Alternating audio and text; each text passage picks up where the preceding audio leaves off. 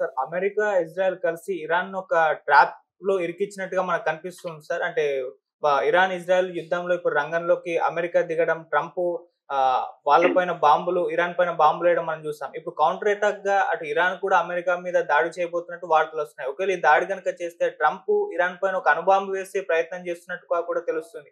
మొత్తం ఇరాన్‌ని నాశనం చేసి, ఖమేనీని చంపించి, ఇరాన్‌ని తన ఆధీనంలోకి తెచ్చుకునే ఒక ప్రయత్నంగా అటువంటి ఒక వ్యూహం పన్నట్టుగా కూడా తెలుస్తుంది.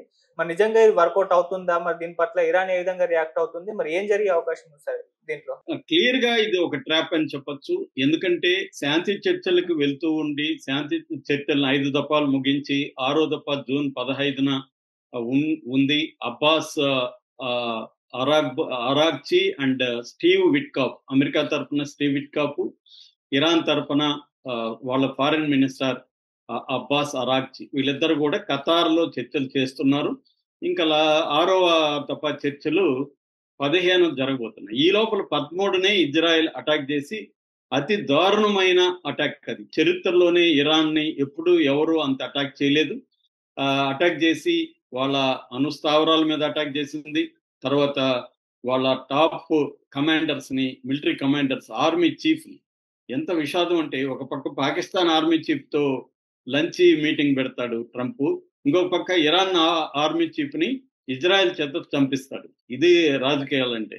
సో ఆర్మీ చీఫ్ ని, ఒక 20 మందిని టాప్ లీడర్స్ ని చంపేసి, 20 మంది ఇంటెలిజెన్స్ ఆఫీసర్ని చంపేసి, ఒక 10 మంది అణుశాస్త్రవేత్తలను చంపేసి, వాళ్ళ ప్రజల మీద బాంబులేసి చేసింది ఎవరు? ఇజ్రాయెల్. అంటే ఒక ట్రాప్. వీళ్ళు శాంతి చర్చలకి ఫలించకూడదనేది ఇజ్రాయెల్ కోరిక. ఎందుకంటే ఇరాన్ శాంతి చర్చలకు ఫలిస్తే, ఇరాన్ మీద ఆంక్షలు తొలగిపోతే ఇరాన్ అభివృద్ధి అవుతుంది. ఇరాన్ అభివృద్ధి అవ్వడం ఇజ్రాయెల్కి ఇష్టం లేదు. ఎందుకంటే ఇజ్రాయెల్ గోల్ ఏంటి? పాలస్తీనాన్ని కంప్లీట్ గా ధ్వంసం చేసి, గాజాని కంప్లీట్ గా క్లీన్ చేసేసి, గాజా ప్రజలంతా తరిమేసి, చంపేసి, అక్కడ ఆక్యుపై చేసుకుని ఒక గ్రేటర్ ఇజ్రాయెల్ గా ఏర్పడాలి. అది ఇజ్రాయెల్ గోల్. ఈ గోల్ కి అడ్డుగా ఉన్నది ఎవరు? ఇరాన్. ఇరాన్ కి బలమైన శక్తి ఉంది. అది దాదాపు 5,000 సంవత్సరాల చరిత్ర ఉంది. ఇరాన్కి బలమైన శక్తి ఉంది. అట్లాగే మిగతా దేశాల్లో కూడా తన షియా మిలిటెంట్ గ్రూపుల్ని, ఇటు హిజ్బుల్లా లెబనాన్లో, హౌతీ యెమెన్లో హౌతీల్ని, పాలస్తీన్లో హమాస్ని, సిరియా అండ్ ఇరాక్లో షియా మిలిటెంట్స్ ని అది ఆర్గనైజ్ చేసి యాక్సిస్ ఆఫ్ రెసిస్టెన్స్ పేరుతో ఇజ్రాయెల్ని గట్టిగా ఎదుర్కొంటూ ఉంది. సో ఇరాన్ని కానీ బలహీనపరిచేస్తే, ఇరాన్ని కూడా ఒక ఇరాక్ లాగా, ఒక సిరియా లాగా, ఒక లిబియా లాగా ధ్వంసం చేసి, అక్కడ తన అనుకూలమైన పప్పెట్ ప్రభుత్వాన్ని ఏర్పాటు చేసుకుంటే తన గోల్కి తిరుగుండదు అనేది ఇజ్రాయెల్కి ఉంది. ఇజ్రాయెల్ అవసరం మిడిల్ ఈస్ట్ లో అమెరికాకు ఉంది. ఎందుకంటే అమెరికా మిడిల్ ఈస్ట్ మీద కంప్లీట్ పట్టు ఉండాలి. ఆయిల్ నిల్వలు కావచ్చు, రవాణా సాధనాలు కావచ్చు, సీ రూట్స్ అండ్ పనామా, ఇట్లాంటి అన్ని కూడా ఈ ప్రాంతంలో ఉన్నాయి. కాబట్టి ఈ ప్రాంతం మీద పట్టు ఉండాలంటే ఒక ఇజ్రాయెల్ అంటే ఒక లోకల్ రౌడీ అంటారు కదా, ఒక లోకల్ రౌడీని పెట్టుకొని సీనియర్ రౌడీ పరిపాలించినట్టుగా కావాలి. అందుకని దీంట్లో అమెరికా కూడా దిగింది. సో అమెరికా, ఇజ్రాయెల్ అన్ని రకాల ఇంటర్నేషనల్ చట్టాలను బ్రేక్ చేసి అమెరికా అయితే తన సొంత చట్టాలను కూడా బ్రేక్ చేసి, ఈవెన్ కాన్స్టిట్యూషన్ కూడా బ్రేక్ చేసి, ఎందుకంటే ఇలాగా ఒక దేశం మీద అటాక్ చేయాలంటే కాంగ్రెస్ పర్మిషన్ ఉండాలి. అదేమీ తీసుకోకుండానే ఇరాన్ మీద 3 బాంబులు వేసానని ప్రకటించుకున్నాడు. సక్సెస్ఫుల్ గా నేను ధ్వంసం చేసేసాను ప్రకటించుకున్నాడు. దిస్ ఈజ్ పీస్ టైం అని చెప్పాడు. ఇప్పుడు అంటే ఒక పక్క వాళ్ళ దేశంలో వాళ్ళ పర్మిషన్ లేకుండా ఒక సార్వభౌమ దేశంలోకి వెళ్ళి ఎప్పుడు వేయని 13,600 కిలోల GBU 57 అనే బాంబుల్ని, 6 బాంబుల్ని అక్కడ వేసి, బంకర్ బస్టర్ బాంబుల్ని ధ్వంసం చేసి ఇప్పుడు వచ్చి శాంతికి రమ్మంటున్నాం. సో ఇప్పుడు ఇరాన్ కానీ శాంతికి రాకపోతే మేము ఇరాన్ని ధ్వంసం చేస్తామని పిలుస్తున్నారు. సో ఒక ట్రాప్ వేశారు. ఎందుకంటే ఇప్పుడు ఇరాన్ సరెండర్ అయినా, పీస్ టాక్స్కి వెళ్ళినా ట్రంప్ చెప్తానే ఉంటాడు కండిషన్లు. నేను చెప్పినవన్నీ చేయండి అంటాడు. అవన్నీ చేసే పరిస్థితి లేదు. ఎందుకంటే వాళ్ళ దేశం కూడా బతకాలి కదా. సో అన్నీ చేసే పరిస్థితి లేదు. కాబట్టి శాంతి చర్చలకు ఇరాన్ వెళ్ళే పరిస్థితి లేదు. ఒక పక్క ఇజ్రాయెల్ ఆపట్లేదు. ఇజ్రాయెల్ అటాక్ చేస్తూనే ఉంది. నువ్వు కనీసం ఇజ్రాయెల్ ఆపు, నేను శాంతి చర్చలకు వస్తానని ఇరాన్ చెప్తుంది. ఇరాన్ ఫారిన్ మినిస్టర్ అబ్బాస్ అరాక్చి పదే పదే చెప్తున్నాడు, నిన్న కూడా చెప్పాడు, ఇజ్రాయెల్ని ఆపండి, నేను వస్తాను చర్చలకి అని చెప్తున్నాడు. ఒక పక్క యూరోపియన్ సంబంధించిన కంట్రీస్ తో చర్చిస్తూనే ఉన్నాడు అబ్బాస్ అరాక్చి. అయినా కూడా ట్రంప్ ఇజ్రాయెల్ని ఆపట్లేదు. పైగా గెలిచే దేశాన్ని నేను ఎలా ఆపుతానని ఎంత దుర్మార్గమైన ఒక స్టేట్మెంట్ ఇచ్చాడు. అంటే ఎవరైనా గెలుస్తుంటే వాళ్ళని ఆపడం అన్నమాట ఈయన, అది అన్యాయమైన కూడా. సో ఈ స్థాయిలో ఇప్పుడు ఇరాన్ని ట్రాప్ చేశారు. ఇప్పుడు ఇరాన్ ముందున్న కర్తవ్యం ఒకటి, సరెండర్ అవ్వాలి. సరెండర్ అయినా ట్రంప్ తనకు అనుకూలంగా బిహేవ్ చేస్తాడు తప్ప ఇరాన్ని ధ్వంసం చేయకుండా ఉండడు. ఎందుకంటే వాళ్ళ గోల్ ఏంటి, ఖొమేనీని చంపేసేయాలి, ఇరాన్లో అల్లకల్లోలను సృష్టించాలి. ఎందుకంటే ఆల్రెడీ ఇరాన్లో ఖొమేనీ గవర్నమెంట్ మీద అసంతృప్తి ఉన్న కొన్ని గ్రూపులు ఉన్నాయి. బలూచి లిబరేషన్ ఆర్మీకి సంబంధించిన వాళ్ళు ఉన్నారు. తర్వాత TTP Tehreek Taliban Pakistan TTP అది ఉంది. ముజాహిదీన్ గెరిల్లాస్ ఉన్నారు, కుర్దులు ఉన్నారు. అట్లాగే ప్రజల్లో కూడా స్త్రీలలో విపరీతమైన వ్యతిరేకత ఇరాన్ మీద ఉంది.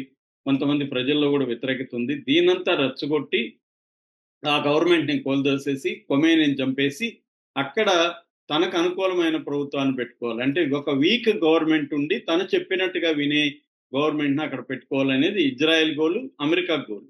అందువల్ల ఇరాన్కి వేరే మార్గం లేదు. అదేదో ముందు నుయ్యి వెనుక గొయ్యి అంటారు కదా, అలాగా ఉంది. ఇప్పుడు ఇరాన్ కానీ తెగించి అమెరికా స్థావరాల మీద పోరాటం చేస్తే అమెరికా అణుబాంబు వేసే అవకాశం ఉంది ఇరాన్ మీద. ఎందుకంటే చూడు, మా స్థావరాల మీద చేశారు వీళ్ళు, మా సైనికులు 1000 మంది 2000 మంది చనిపోయన్నారు అని చెప్పి పెద్ద ఎత్తున మీడియా ప్రచారం చేసి ఇరాన్ మీద అణుబాంబు వేసే అవకాశం ఉంది. ఎందుకంటే ఇరాన్ దగ్గర అణుబాంబు లేదు కాబట్టి అణుబాంబు వేస్తారు. అణుబాంబు ఉన్న దేశాల మీద అమెరికా వేయడానికి భయపడుతుంది. ఇప్పుడు ఇండియా మీదో పాకిస్తాన్ మీదో అమెరికా యుద్ధానికి రాదు, ఎందుకంటే అణుబాంబు ఉంది కాబట్టి. మనం ఎందుకు అణుబాంబు తయారు చేసుకుంటారంటే డిటరెంట్ గా, అంటే వేరే దేశం మన మీద అటాక్ చేయకుండా ఉంటుందనే అణుబాంబులు తయారు చేసుకుంటున్నారు ఇవాళ ప్రపంచవ్యాప్తంగా.